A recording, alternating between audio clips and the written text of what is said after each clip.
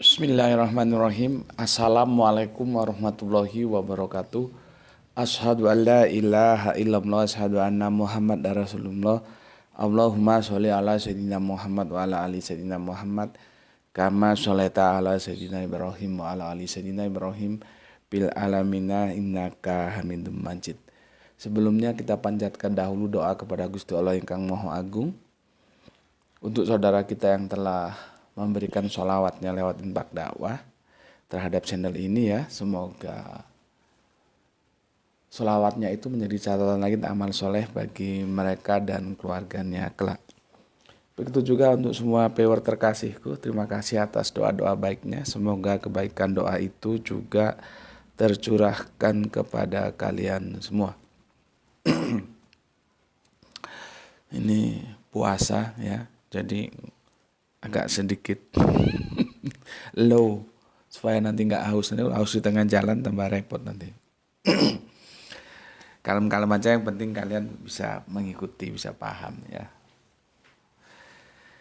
Kemarin di seri yang keberapa leh? Kelima. Masa kelima? Ketiga. Seri yang keberapa kemarin?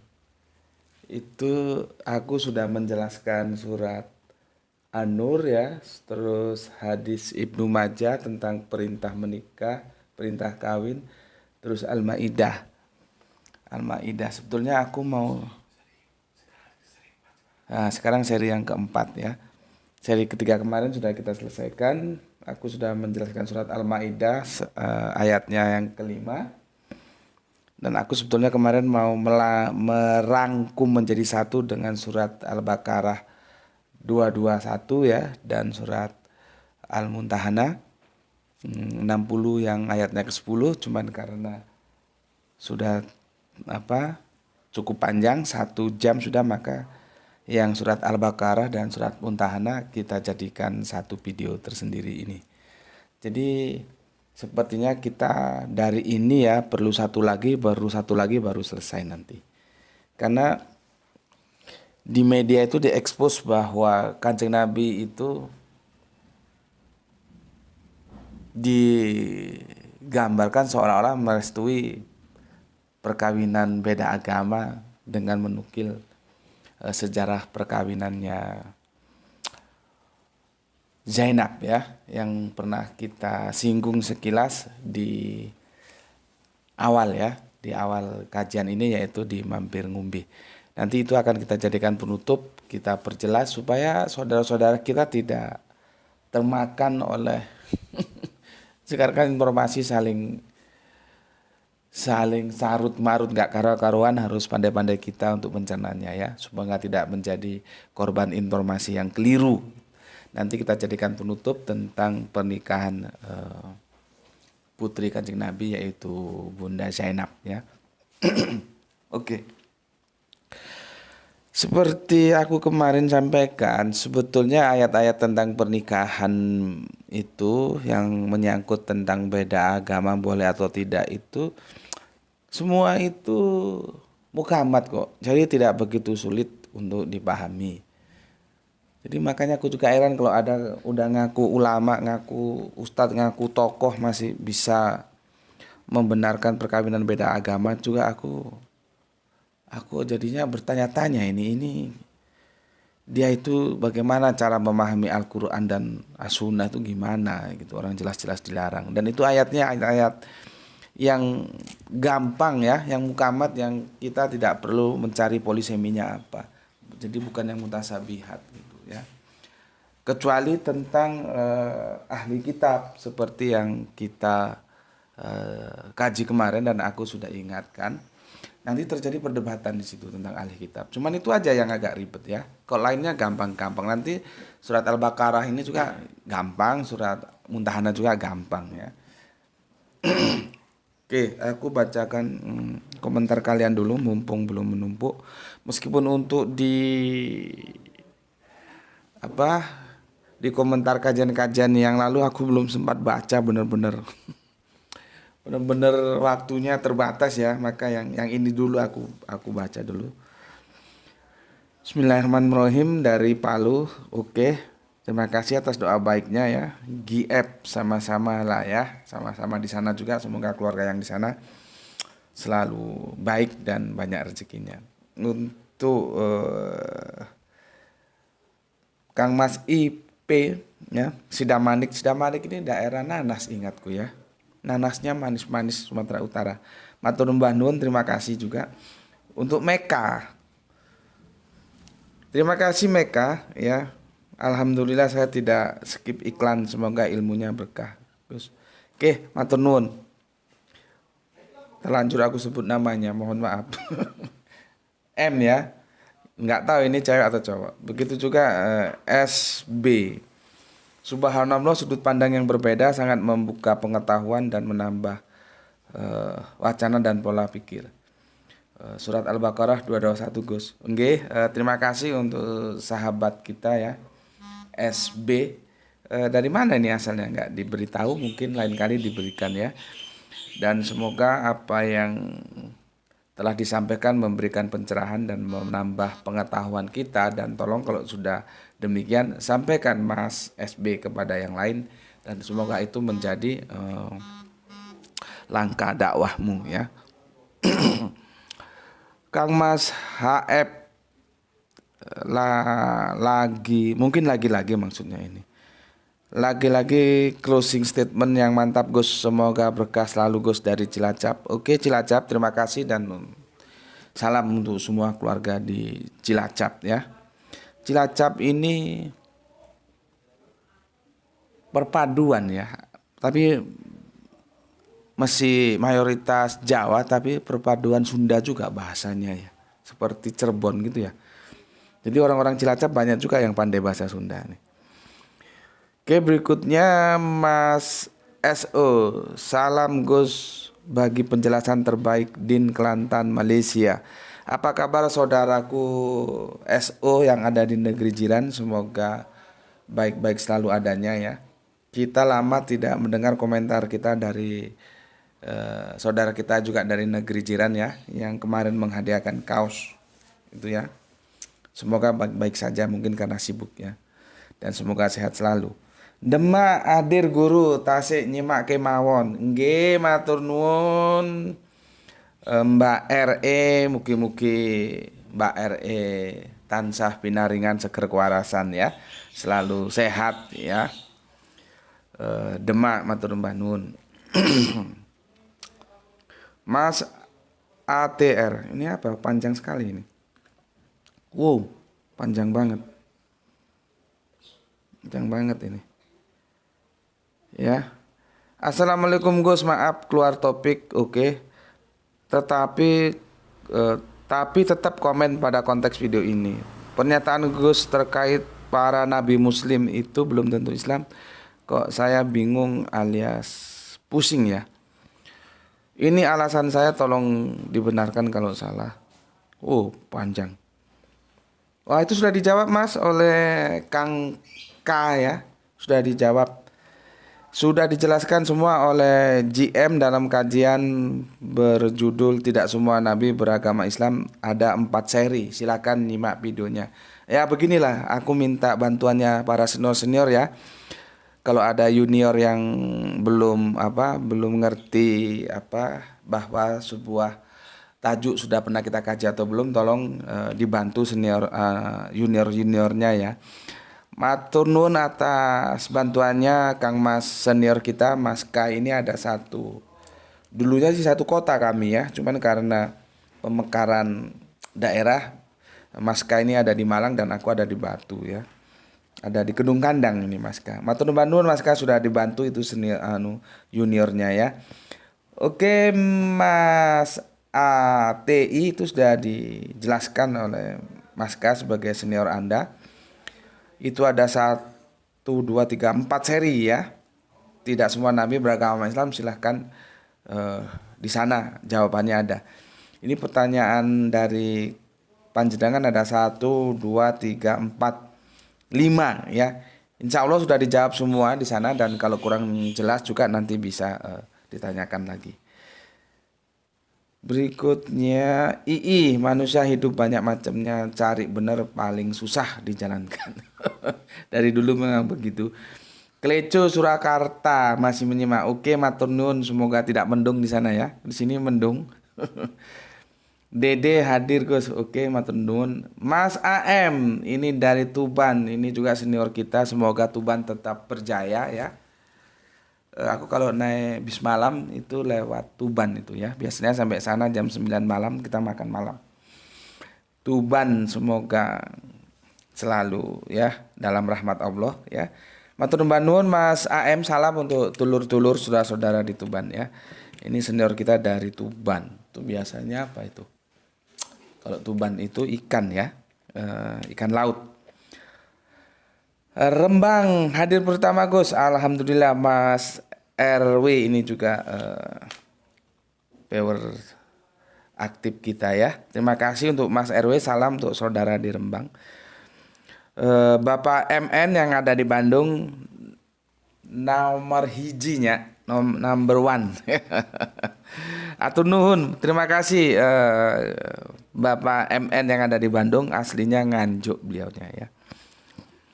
Ini menarik ini soal kita dari Bogor ini. Mbak AM ya, dia menukil al-umnya siapa ini? Imam Syafi'i ya. Oke. Tapi begini Mbak AM, monggo-monggo saja kalau mau mengikuti apa yang disampaikan oleh Imam Syafi'i, tidak ada masalah. Namun demikian aku tidak sepakat dengan Imam Syafi'i ya, karena Imam Syafi'i mengambil ras sebagai pijakannya.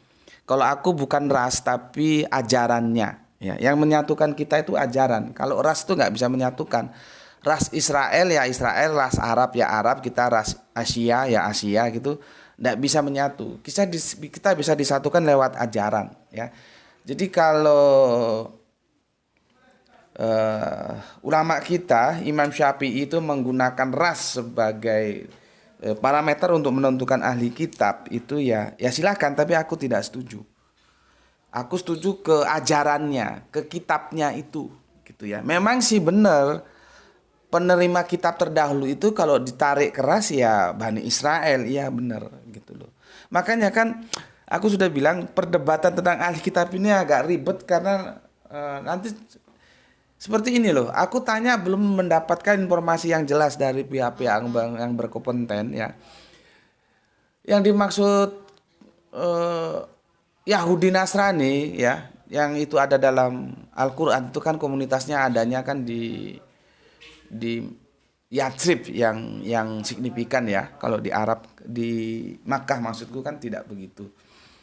Makanya surat-surat yang berhubungan dengan ahli kitab itu adanya di kitab-kitab Madaniyah ya, surat-surat Madaniyah.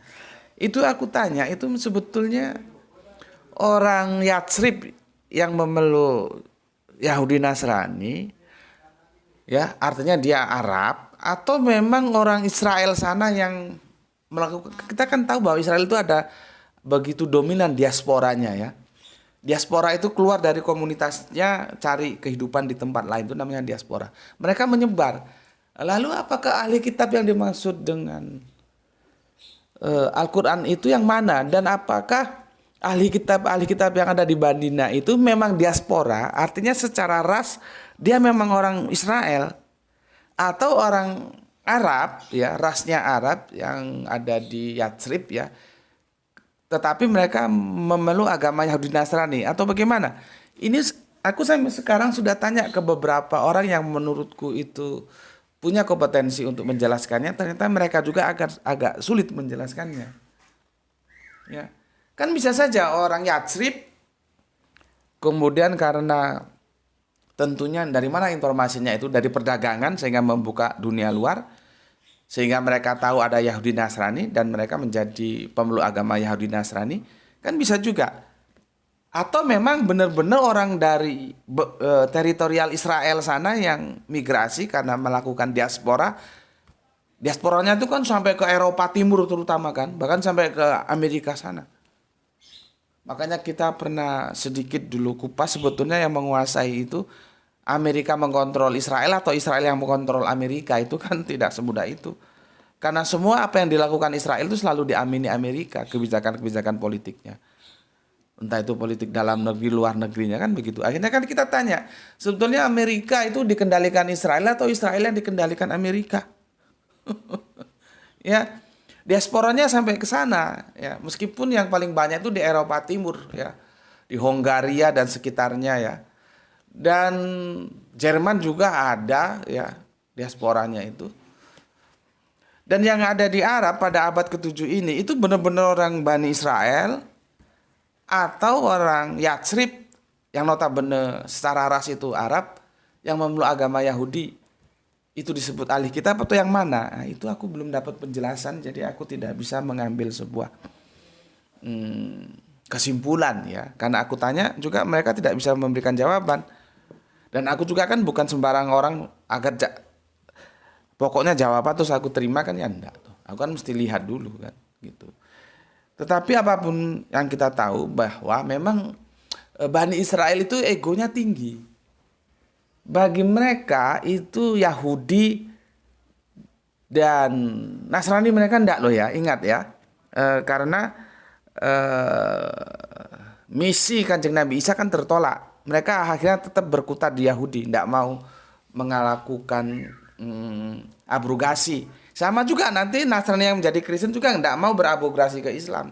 Itu hanya mengulangi sejarah yang dilakukan Yahudi ya, Israel saja. Israel tidak mau berabrogasi ke Nasrani, gitu.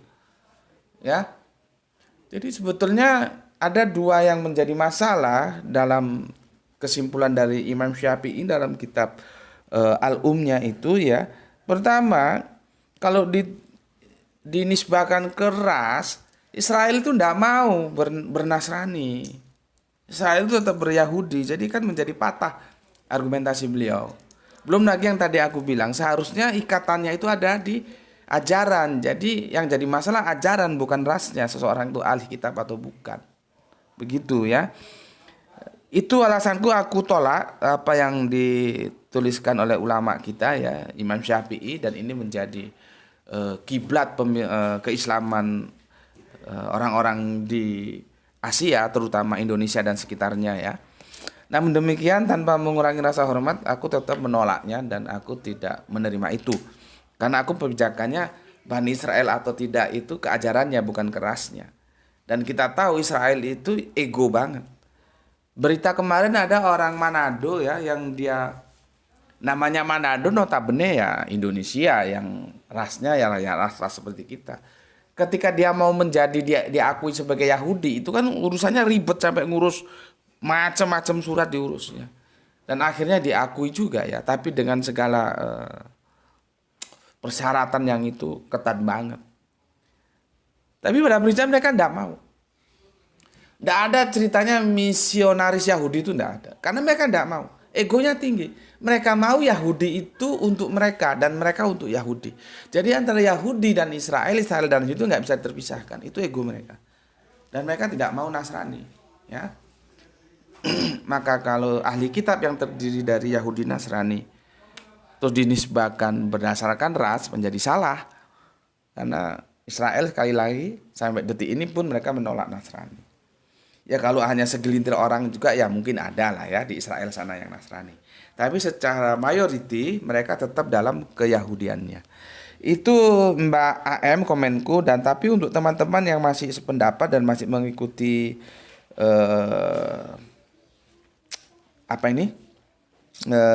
Imam Syafi'i, monggo tidak ada masalah.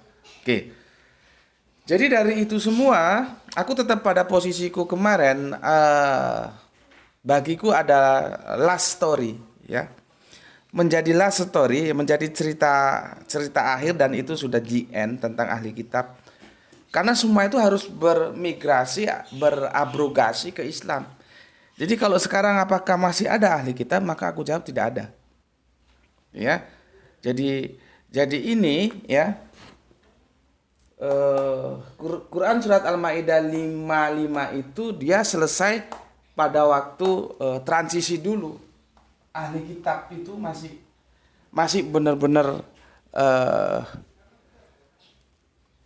tidak menyimpang dari ajarannya gitu loh ya. Aku agak sulit menjelaskan ini ya. Karena apa? Nanti dia ke Kristen. Kristen kemana? Aku cara pendekatannya paling gampang ke makanan aja dulu. Apakah kita sekarang boleh memakan yang orang Kristen masak? Bagaimana kalau mereka masak babi? Kan tidak boleh. Gitu ya. Jadi aku pada prinsip meskipun itu kalau mau dibantah juga ya tidak ada masalah. Bagiku ahli kitab itu sudah selesai, sudah tidak ada lagi. The last story dia. Dari cerita masa lalu. Ya. Oke. Di situ kita sekarang akan memulai kajian kita berikutnya. Quran surat Al-Baqarah ya. Oke, ini selesai ya tentang ahli kitab ya. Dengan segala polemiknya ya seperti itu. Ya. Tapi aku pada posisi yang mengatakan dia sudah selesai ya. Oke, jadi tidak ada lagi yang sekarang bisa dibilang ahli kitab gitu ya. Ya bagus.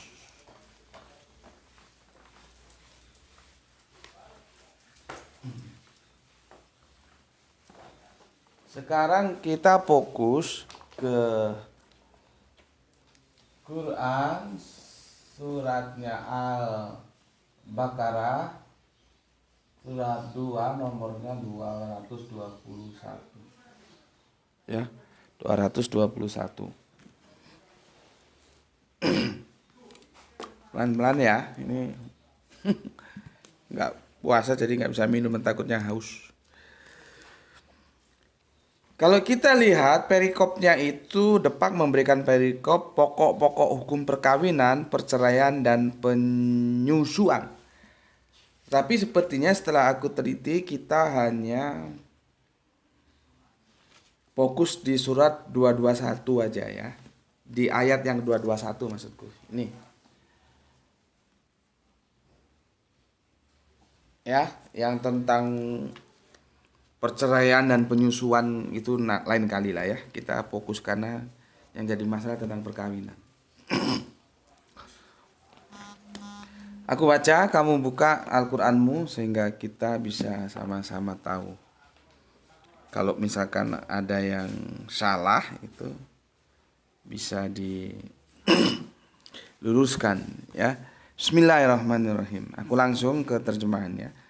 Dan janganlah kamu nikahi wanita-wanita musyrik. Jadi sudah jelas. Nggak boleh wanita musyrik itu dinikahi. Sebelum mereka beriman. Ya kan? Di sini kan teksnya jelas. Sebelum mereka beriman. Yuk minna. Ya. Kan sudah jelas itu. Sebelum mereka beriman ya. Yu'min ya. Jadi syaratnya itu di ajarannya ya. Begitu juga tentang ahli kitab. Nanti ini juga kalau dikembangkan berarti ahli kitab itu beriman dong. Ini ribet juga jawabnya. Karena sudah jelas di sini.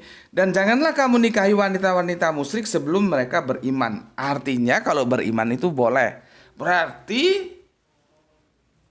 ahli kitab itu beriman ya. Iya, makanya aku kembali ke ajaran. Nanti yang berubah kan syariatnya saja. Hakikatnya tetap ketauhidan itu. Makanya disebut bahwa agamamu adalah agama yang satu. Satu tauhid itu tidak akan pernah berubah dari Abrahamic faith gitu loh ya. Paham di sini? Jadi musyrik itu tidak boleh dinikah sebelum mereka beriman. Kalau sudah beriman, ya boleh. Ya. Terus apakah ahli kitab beriman? Ya termasuk beriman orang dia boleh dinikah kok. Cuman masalahnya kan seperti tadi perdebatannya, yang ahli kitab ini yang mana sebetulnya? Gitu. Ya. Berikutnya sesungguhnya wanita budak, nah ini sudah kita bahas di Milkul Yamin ya. Malakat Aimanuhum ya. Berapa seri itu banyak juga ya. Sesungguhnya wanita budak yang mukmin lebih baik dari wanita musyrik. Di sini sebenarnya sudah cukup loh untuk menjelaskan bahwa walaupun budak itu harus dinikah gitu loh. Makanya kemarin kita kupas tuntas supaya lebih jelas lagi ya. Karena kan ayatnya jelas begini. Dan janganlah kamu nikahi. Nah, Allah larang nikahi yang musyrik. Maka diambil pembandingnya budak. Budak wanita itu ya sesungguhnya yang mukmin lebih baik dari wanita yang musyrik. Meskipun dia orang merdeka tapi dia musyrik itu tidak ada artinya di hadapan Allah. Mendingan yang dia budak tapi dia mukmin. Ya. Dia mukmin daripada orang yang takut salah ngomong tadi aku ya. Maksudku gini, ada orang merdeka, cewek misalkan, dia orang merdeka, ya. Dia musyrik, itu nggak ada artinya. Makanya tidak boleh dinikahi. Lebih baik dia orang budak, ya, wanita budak, tidak merdeka, tapi dia mukmin. Nah, itu lebih baik. Coba. Ya. Walaupun itu tidak menarik hatimu. Karena seperti aku bilang, menikahi budak bagi orang Arab itu gengsinya tinggi-tinggi loh. Menikahi budak itu bukan sesuatu yang dapat dibanggakan bagi mereka. Itu perlu pengorbanan. Karena apa? Ego mereka harus diruntuhkan dulu. Ya. Mereka tuh orang-orang yang selalu menjaga ego. Menikahi budak itu bukan suatu keistimewaan, bukan suatu yang bisa dibanggakan. Justru itu kalau bisa dihindari. Makanya Islam datang nikahi budak, nikahi budak, nikahi budak. Karena Islam ingin menghapus perbudakan. Ada salah apa? Nikahi budak. Ada salah apa? Bebaskan perbudakan. Begitu. Dan itu kita kupas tuntas ya tentang budak dan semoga bisa dipahami. Artinya apa? Tidak benar apa yang diisukan bahwa budak terus tanpa nikah boleh dipakai itu enggak. Ya. Dan ada aturan-aturan dalam Islam itu sudah kita kupas tuntas lah ya. Oke. Kita lanjutkan. Dan jangan pula kamu nikahkan orang-orang musyrik, ya artinya berarti laki-laki. Kalau tadi kan yang musyrik yang perempuan, ya. Sebelum mereka beriman. Jadi tidak boleh. Jadi satel dia. Mereka tidak boleh untuk kita juga tidak boleh untuk mereka. Ya. Oh, aku mumpung ingat. Kalau di ahli kitab itu ada yang berpendapat karena teksnya memang begitu. Itu yang boleh laki-lakinya. Ya. Laki-lakinya itu Islam, perempuannya ahli kitab. Boleh. Lalu pertanyaan timbul, lalu kalau dibalik yang ahli kitab itu yang laki gimana, Gus? Nah, teksnya nggak bilang begitu itu. Ya. Teksnya nggak bilang begitu. Makanya nanti terjadi pendapat ulama ya, ahli kitab boleh menikah dengan Islam, itu pun ditentukan komposisinya, yang lakinya itu yang Islam. Tapi kalau kalian berpendapat lain ya monggo lah ya, cuman aku nggak mau beresiko ya. Toh itu sudah menjadi last historis ya. Oke, aku lanjutkan. Sesungguhnya budak mukmin. Jadi ada budak, tapi dia mukmin. Itu lebih baik dari orang-orang yang merdeka, laki-laki merdeka tapi musyrik, meskipun menarik hatimu. Mungkin dia dari kalangan ningrat, mungkin dia kaya, mungkin dia punya status sosial yang cukup baik di kehidupannya di Arab sana ya, di Mekah Madinah pada waktu itu. Itu tidak ada artinya dibanding seorang yang meskipun budak tapi dia mukmin. Ini menunjukkan yang membuat kita berharga di hadapan Allah itu apa? Kemukminan itu. Ya. Mukminnya itu yang dinilai Allah, yang menjadi kita punya nilai lebih. Bukan karena ningrat, karena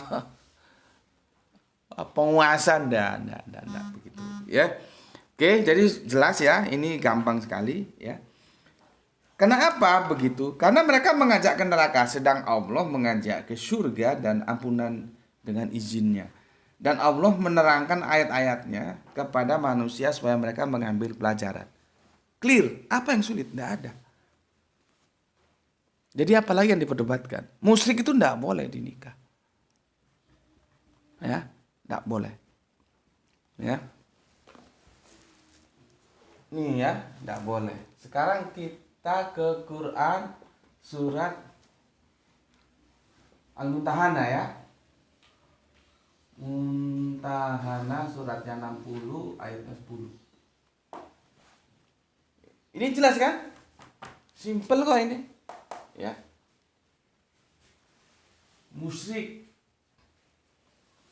kafir, ini nanti jadi masalah ini. Ya. Kemudian kemarin di Quran surat Al-Maidah surat 5 itu apa? Ahli kitab. Jadi dia punya istilah sendiri-sendiri. Misalkan di surat yang ke Al-Baqarah tadi itu musyrik, ya. Nih. Musyrik dia. Ya. Sementara di surat 60 yang akan kita bicarakan itu kafir. Yang kemarin kita bicarakan itu ahli kitab. Jadi ini harus dipahami. Musyrik itu orangnya. Jadi dia itu musyrik itu isimnya. Kalau fiilnya itu syirik. Aku jelaskan dulu di sini. Musyrik itu bukan orang tidak percaya bahwa Allah itu tidak ada loh ya. Hati-hati. Namanya aja musyrik. Dia artinya apa? Mencampur. Mencampur siapa? Mencampur Allah dengan yang lain. Berarti dia kenal Allah enggak? Kenal.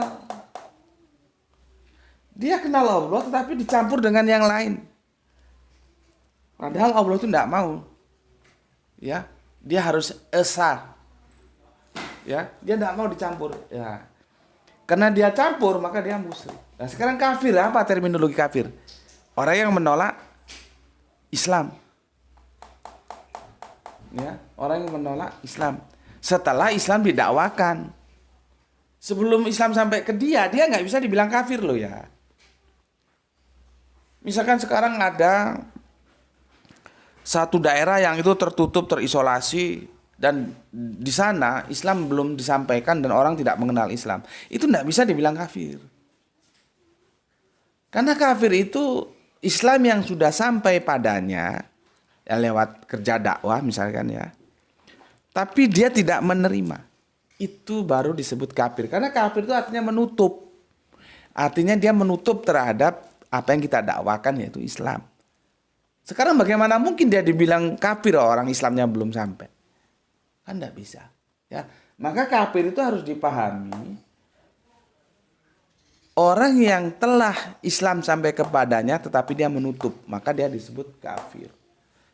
Kalau musyrik, orang yang mencampur, dia mengakui eksistensi Allah tapi mencampurnya dengan yang lain. Kalau pagan itu sudah jelas. Ya, pagan itu tidak mengenal Allah, bukan Allah. Ya, itu beda-bedanya di situ. Supaya nanti clear. Ya, sekarang musyrik sudah aku jelaskan. Ya, sampai mereka beriman. Jadi dia boleh menikah kalau dia kuncinya di iman ini dulu. Di iman ini. Ya.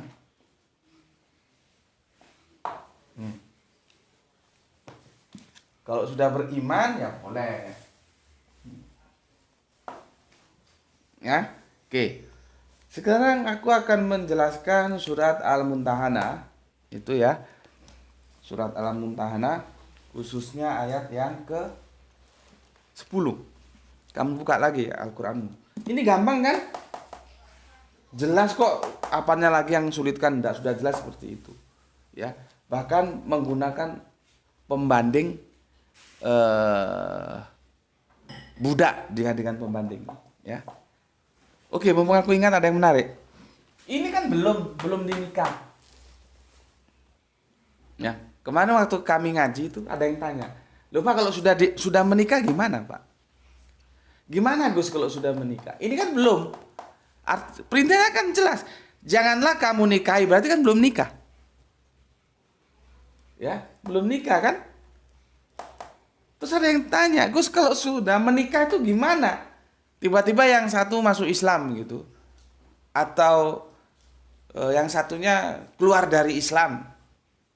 Itu gimana hukum perkawinannya gitu." Ya. Nah, kan kita jawab di surat Al-Muntahanah ini. Jadi kalau di sini belum nikah, ini sudah nikah. Belum nikah aja enggak boleh. Sudah nikah juga enggak boleh. Ya. Tapi sebelum ke sana aku jelaskan dulu kenapa ini disebut muntahana. Disebut muntahana. Al-muntahana ya. Di sini perempuan yang diuji. Kenapa sih disebut muntahana? Kok perempuan yang, kok nggak laki-laki yang diuji? Coba. Kenapa? Tahu nggak kamu? Ya, kan aku sudah bilang kemarin ya tentang Isra Mi'raj itu sudah aku jelaskan. Kanjeng Nabi ke Yatsrib itu bukan sesuatu yang tanpa ikdal loh ya. Ikdal itu persiapan. Sudah ada yang menyiapkan ke sana. Yaitu apa? Orang-orang Yatsrib yang datang yang melakukan baiat kepada Kanjeng Nabi, yaitu 2 kali kan itu, baiat Aqobah pertama dan kedua. Ya, mereka lah yang mempersiapkan tempat di Yatsrib. Maka itu perlunya yang kemarin kita pelajari, yaitu bagaimana di metaforakan dengan kuda-kuda yang berlari kencang itu loh. Kan Kanjeng Nabi itu seperti itu. Kemudian kalau dalam perspektif politik kekinian kita sebut suaka, daerah suaka politik. Di mana di tempat itu kita mendapatkan perlindungan. Jadi Yatsrib itu bukan begitu diancam mau dibunuh, terus Kanjeng Nabi Isra gitu. Enggak. Yatsrib itu sudah dipersiapkan. Jadi intinya apa? Semua pergerakan-pergerakan di dalam Islam itu diajarkan oleh Allah, lakukan dengan persiapan gitu loh. Ya. Nah, sekarang kita berbicara di surat Al-Muntahana. Ini behind screen-nya kan kita lihat behind screen-nya sebelum masuk ke sini. Kamu baca itu di surat yang ke-12. Ya. Begini. Ini ceritanya ada orang-orang yang belum mengenal Islam setelah mendengar Islam ya lewat jalur perdagangan itu kan. Jadi di Yatsrib sana orang itu belum kenal Nabi, tapi bahwa ada Nabi dan dia membawa ajaran yang namanya Islam itu sudah tersiar gitu ya. Begini. Surat 60 ayat 12. Hai Nabi, apabila datang kepadamu perempuan-perempuan yang beriman untuk mengadakan janji setia bahwa mereka tidak akan, apa tidak akannya itu ya. Pertama, mempersekutukan sesuatu dengan Allah ya. Tidak akan mencuri ya, tidak akan berzina, tidak akan membunuh anak-anaknya, tidak akan berbuat dusta yang mereka ada-adakan antara tangan dan kaki mereka, dan tidak mendurhakaimu, maksudnya tidak mengkhianati Nabi dalam urusan yang baik. Maka terimalah janji setia mereka dan mohonkanlah ampun kepada Allah untuk mereka. Sesungguhnya Allah Maha Pengampun lagi Maha Penyayang. Ya, aku kemarin sempat tanya, loh bagaimana ya mereka kok kan di sini. Hai Nabi, apabila datang kepadamu perempuan-perempuan yang beriman, sudah disebut beriman loh itu. Padahal belum masuk ke dalam Islam itu. Ini kemarin sempat aku tanyakan. Sama seperti ini, ahli kitab kan termasuk orang yang beriman. Karena dia boleh dinikahi. Karena di sini syaratnya orang musyrik itu boleh dinikahi kalau dia sudah beriman. Maka kan yang jadi titik tolaknya di imannya ini. Paham ya? Aku ngupas rada jelimet ini supaya kamu paham banget. Jadi ahli kitab itu sudah dikategorikan orang beriman. Kecuali kafir dan kecuali musyrik. Maka jelas di sini kan kita tidak boleh menikahi musyrik, boleh kalau sudah beriman. Itulah yang aku bilang kemarin ya. Ya, diajari dulu, dibina dulu. Setelah itu disyahadatkan baru dinikahi. Jangan masih saya bina, Pak. Lah kok masih kamu bina kok sudah dinikahi? Yang tentang orang yang aku bilang kemarin itu ya. Harusnya kan dibina dulu gitu ya. Oke. Sekarang sudah jelas ya. Ini behind screen-nya bayat ya, bayat Aqobah ya, di daerah Aqobah sana ya. Jadi ada sekelompok orang datang. Itu 2 kali. Pertama 12 orang dan berikutnya lebih banyak juga. Ya. Yang jadi masalah itu yang paling banyak datang itu laki-laki loh. Ceweknya cuman yang di pertama itu 2 atau berapa, tolong kamu baca nanti ya, kamu share, kamu cari itu Bayatul Aqobah ya. Terus nanti yang kedua itu eh, tambah lagi ceweknya lebih banyak, tapi tetap banyak laki-lakinya. Jadi antara yang dibaiat, yang melakukan sumpah setia, baitnya itu janjinya seperti tadi itu ya, 6 perjanjian ya, bahwa tidak akan mencuri, tidak akan berzina, tidak akan membunuh anak-anaknya, tidak akan berbuat dusta, ya, dan tidak akan mengkhianati kanjeng Nabi atau mendurhakai. 5 ya. Yang keenam apa ini? Coba aku ulangi ya. Pertama ya, tidak mensekutukan ya. Yang kedua tidak mencuri, ketiga tidak berzina, keempat tidak membunuh anak-anaknya, keempat tidak berdusta. Tidak berdusta ya. Keenam tidak mendurhakaimu. Ya, 6. 6 ini isi perjanjiannya. Ya, baru diterima sama Nabi. Setelah diuji, diangkat janji, diambil, dibaiat. Oke. Karena apa? Nabi perlu aman. Jangan sampai mengkhianati. Dan pertama isi perjanjian itu tidak akan menyekutukan Allah, tidak akan syirik, tidak akan menjadi musyrik. Jadi betapa pentingnya tauhid itu, ya. Dia menjadi syarat yang pertama. Oke, kembali lagi, itu yang dibaiat itu kan banyak yang cowok daripada yang cewek. Kenapa kok suratnya disebut Al-Muntahana? Kok bukan laki-laki yang diuji, kok perempuan yang diuji? Ya, sekarang aku bayar utangku yang beberapa waktu lalu, aku bilang nanti aku jelaskan. Inilah kajian-kajian yang aku bilang dengan style singular, dia tidak menuju ke satu arah saja. Kadang-kadang dia berbelok ke arah lain, tapi itu cukup penting juga untuk kalian ikuti, ya. Seperti ini, kita mau menjelaskan perkawinan, tapi satu tarikan napas aku menjelaskan kenapa disebut Al-Muntahana.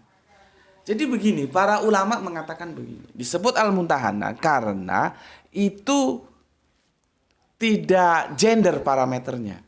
Yang dimaksud Al-Muntahana itu, yang dimaksud perempuan itu adalah orang-orang yang goiru Islam. Gitu loh. Ya. Jadi meskipun peserta baiat itu ceweknya lebih sedikit daripada cowoknya, tetap aja ini disebut Al-Muntahana, perempuan yang diuji, karena perempuan di sini tidak menggunakan parameter kelamin, ya.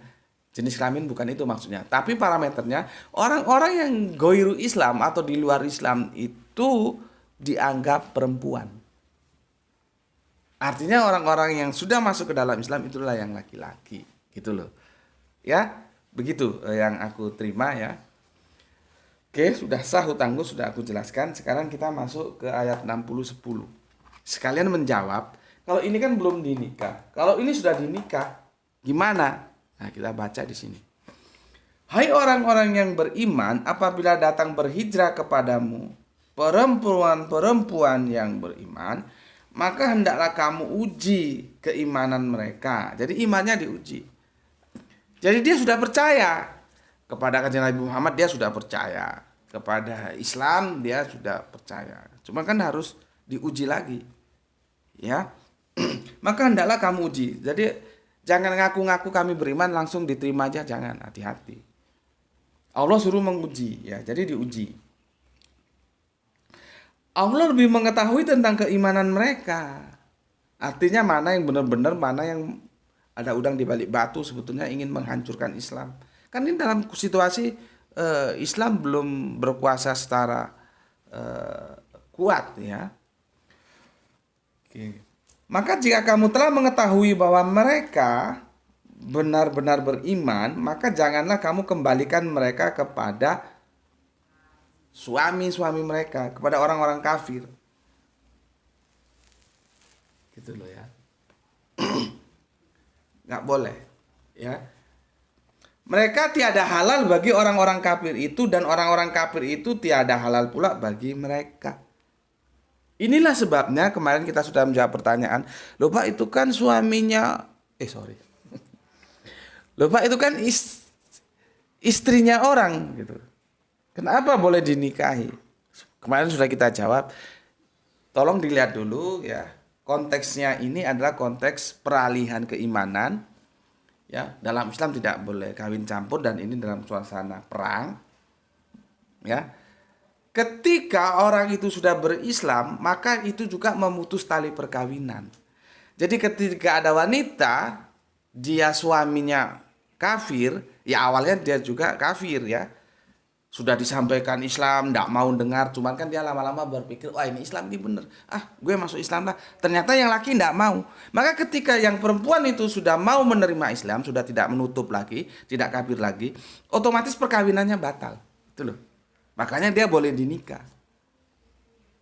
Nah ini dijelaskan, wanita-wanita yang begitu itu jangan kamu kembalikan ke lakinya nanti, karena dia sudah tidak halal bagi lakinya.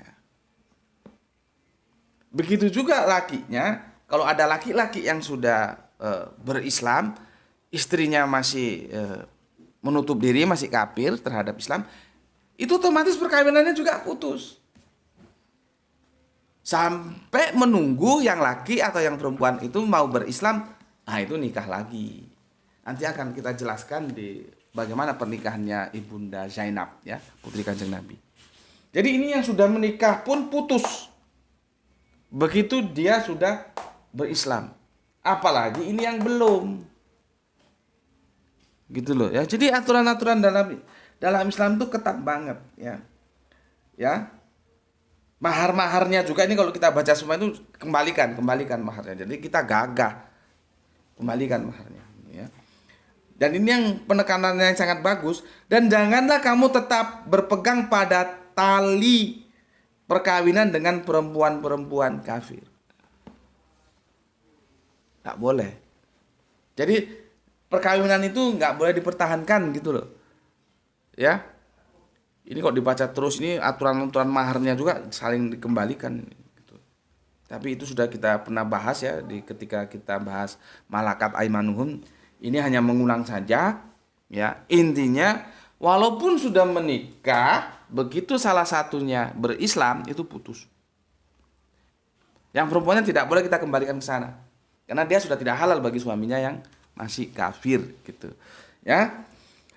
Aku kira sudah cukup jelas ya, dan itu sudah diikat dengan pernyataan, dan janganlah kamu tetap berpegang teguh pada tali perkawinan ya dengan perempuan-perempuan kafir. Seperti yang aku pernah ceritakan, kamu bisa lihat itu di videonya tentang tentang mu'alaf nggak tanggung-tanggung. Judulnya coba kamu lihat, itu ada 2 seri ya. Mu'alaf nggak tanggung-tanggung itu ibu kita itu sekarang punya pondok pesantren di Gunung Kidul, dan punya awalnya sebelum punya pondok pesantren itu dia punya yayasan yatim piatu ya, maka dia sebut Yayasan Wiwin Muslimah. Nama aslinya ketika masih kafir Wiwin Banowati begitu ya.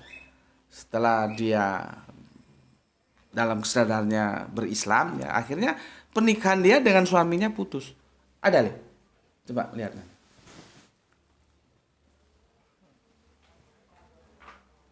Nah ini ya, kamu bisa lihat di sini. Nih, bisa lihat di sini. Ya, ini ada 2 seri. Ya, dimana itu akhirnya benar Bunda Wiwin mengambil langkah benar. Dia pisah dengan suami karena suaminya tidak mau diajak berislam. Maka Bunda Wiwin ini sudah tidak halal lagi bagi suaminya pun tidak halal bagi Bunda Wiwin. Gitu loh. Kecuali suaminya mau berislam. Bunda Wiwinnya itu tidak boleh dinikahi. Gitu loh ya. Ini ada kasus. Jadi enak aku jelaskan. Supaya lebih jelas lihat lagi videonya yang aku bilang tadi ya. Oke. Apalagi sudah aku jelaskan semua kan? Udah kan? Jadi ini sudah aku jelaskan semua. Aku kira tidak ada yang sulit ya. Cuman perdebatan kita di ahli kitab itu ya. Cuman ya itulah. Bagiku sudah selesai itu. Ahli kitab sekarang mana ada. Mana yang mau disebut ahli kitab ya. Jadi intinya sudahlah cari orang soleha-soleha kita yang cantik-cantik aja banyak kok.